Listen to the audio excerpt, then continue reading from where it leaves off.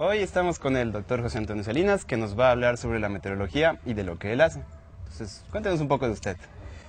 Bueno, mira, yo soy oceanólogo, empecé estudiando el océano, ciencias del mar. Me gustó después cómo el océano y la atmósfera van interactuando y después hice un posgrado en física de la atmósfera y así me volví meteorólogo.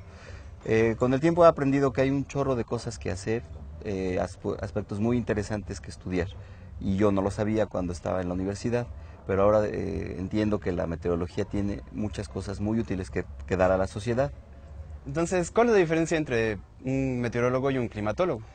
Básicamente son las escalas de tiempo del estudio que manejan. Un meteorólogo estudia la dinámica de la atmósfera instantáneamente, cuánto va a llover ahorita o mañana a un tiempo determinado, y el climatólogo es una estadística a un tiempo a más largo plazo. Por ejemplo, el que estudia el clima de Cuernavaca es todos los eneros cómo son, o todos los febreros, o básicamente cómo cambia de un febrero al otro, al febrero del otro año. Todos los climatólogos estudian procesos de más larga escala, los meteorólogos de muy corta escala. Bueno, ¿y todo esto solo tiene ese enfoque físico? O digo, para los que les interesa la química o la biología, ¿pueden hacer algo de meteorología? Sí, desde luego, las ciencias del mar es muy amplio. Puedes ser biólogo y hacer un posgrado en ecología marina o en oceanografía biológica. Si eres físico, puedes hacer también tu posgrado en física de la atmósfera. Si eres químico, puedes hacer un posgrado en química de la atmósfera y así, ¿no? Entonces, puedes estudiar como posgrado el área básica, las ciencias básicas, física, química, biología, inclusive geología, podría ser de la parte de interés, de base, para poder continuar con tus estudios. ¿Y todo esto dónde se puede estudiar? ¿O dónde estudia usted? ¿Qué puede recomendar? Bueno, mira, sí hay muy pocas universidades que ofrecen estos programas de estudios. Oceanología particularmente se estudia solo en Ensenada, en Baja California, o en Manzanillo, en Colima. Hay posgrados que se pueden estudiar, por ejemplo, oceanografía física en Ciencias del Mar, el Instituto de Ciencias del Mar y Limnología, que está en Ciudad Universitaria, en la Ciudad de México. Puedes estudiar posgrados en oceanografía física en CICESE, que está en Ensenada, y puedes estudiar posgrados en física de la atmósfera también en Centro de Ciencias de la Atmósfera. ¿Y en qué tipo de lugares puede trabajar un meteorólogo? Digo, ¿es en universidad, en una empresa, en el campo, en una oficina? Bueno, un meteorólogo, si le interesa la ciencia, trabaja en universidades o en centros de investigación. Y un meteorólogo operativo trabaja en centros de pronóstico, como el Servicio Meteorológico Nacional, Comisión Federal de Electricidad, que tiene sus propios pronósticos. Inclusive en el IMTA nosotros tenemos también pronósticos.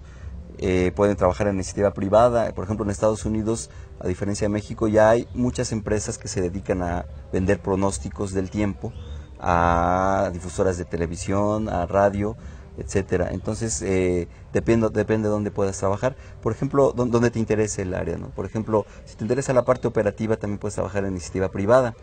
Puedes, por ejemplo, trabajar para Pemex, generando, por ejemplo, un sistema de observaciones. Puedes tener instrumentos trabajando en tiempo real, darles mantenimiento, pero la parte de la calidad de los datos es importante. Entonces un meteorólogo operativo lo que hace es ver si esos datos son creíbles, haciendo análisis de calidad, etcétera. ¿Y usted específicamente qué hace en México sobre estudia el clima o el mar o qué? Sí, bueno, yo estudio lo que se llama meteorología. El clima son procesos de la atmósfera de muy larga escala, en el que básicamente se usa entre estadísticas y cosas de muy largo tiempo, y eso no es mi área. Mi área es la parte instantánea de la atmósfera, si va a llover ahorita, cuánto está lloviendo ahorita, cuánto llovió ayer, etcétera, ¿no? Entonces, la meteorología, a diferencia del clima, es las condiciones instantáneas de la atmósfera, temperaturas, humedades, vientos, con fines tanto científicos como operativos. ¿Y qué le puede aportar la meteorología a la sociedad? Pues mira, para mí hay dos puntos importantes que puede aportar. Desde la parte científica, que genera conocimiento y genera herramientas en algunos casos, como programas de cómputo que hagan pronóstico, como los modelos numéricos, hasta la parte operativa, que es básicamente hacer pronóstico del tiempo. El pronóstico del tiempo es lo que la sociedad espera, es si va a llover, cuánto va a llover, si va a haber viento, si estás en la costa, por ejemplo, si se acerca un huracán, si se acerca un frente frío, y tomar medidas al respecto. Entonces, en lo general podemos pensar que hay una parte científica que genera conocimientos y herramientas, y una parte operativa que son los usuarios de esa información para generar a base de información productos que pueden ser utilizados por la sociedad en general. ¿Y cómo es en México, cómo va la investigación en torno a todas estas áreas? Mira, es muy básica, y muy básica me refiero, es muy pobre. Hay muy poca gente que se dedica a esto, y hay pocos institutos que lo ofrecen. Esa podríamos pensarlo como una mala noticia, pero la buena noticia es que por lo mismo hay muchas necesidades. Todos sabemos que la sociedad ya se rige cada vez más por aspectos meteorológicos, sale o no de compras, sale o no de vacaciones una familia, y planean en función de un pronóstico meteorológico. También la planeación de infraestructura, por ejemplo, la construcción de edificios en zonas costeras, tiene que ver si el viento es suficiente, la infraestructura, si las construcciones son fuertes, etcétera, ¿no? Y entonces todo eso se engloba en un chorro de aspectos. Entonces hay mucho por hacer. Desde luego que si alguien quiere estudiar meteorología, lo que yo digo, lo que yo opino es que no es nada más buscar una chamba, sino uno tiene la obligación moral como profesionista de generar esos caminos para poder aplicarlos. Y para un meteorólogo, ¿cómo es México? ¿Qué tan interesante es? Es una pregunta sumamente interesante. México está ubicado geográficamente en la parte sur, en la zona que le llaman trópicos, y en la parte norte extratrópicos. Eso significa que hay procesos tropicales como ondas del este, ciclones tropicales, procesos que vienen desde África, por ejemplo, o suceden en la zona de convergencia intertropical, que es donde convergen vientos del hemisferio norte con el hemisferio sur. Eso desde el punto de vista de la parte geográfica.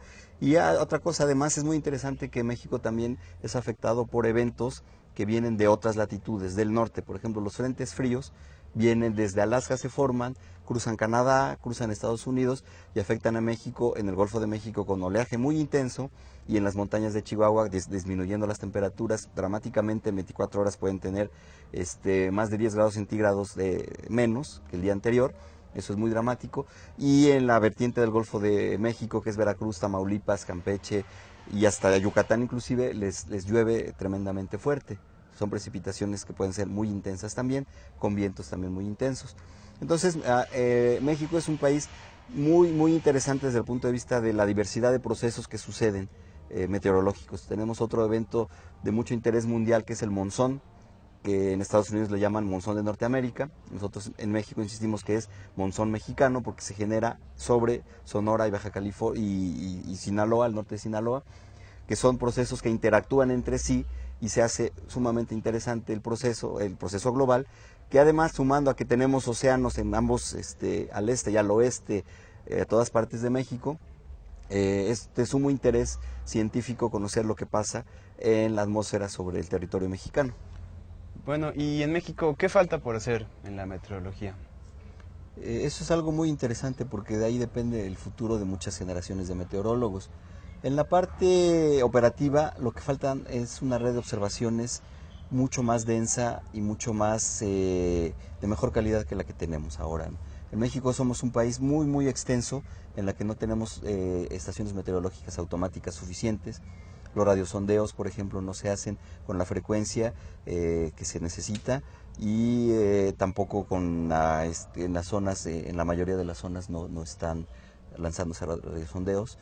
En la parte científica, lo que hace falta es formación de recursos humanos. Es increíble que solo hay menos de 100 personas que se dedican a las ciencias atmosféricas, a la meteorología.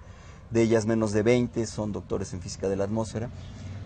Lo que hay por hacer es fomentar el estudio de las ciencias atmosféricas en México, impulsar a los jóvenes que estudien esta carrera, porque es sumamente importante, da muchos retos en muchos aspectos, y es paradójicamente una de las áreas más descuidadas en el país y la que más nos puede aportar a la sociedad en la componente operativa. Ciertamente una carrera muy interesante. Y bueno, les agradecemos el tiempo del doctor y las gracias a ustedes. Sí, muchas gracias.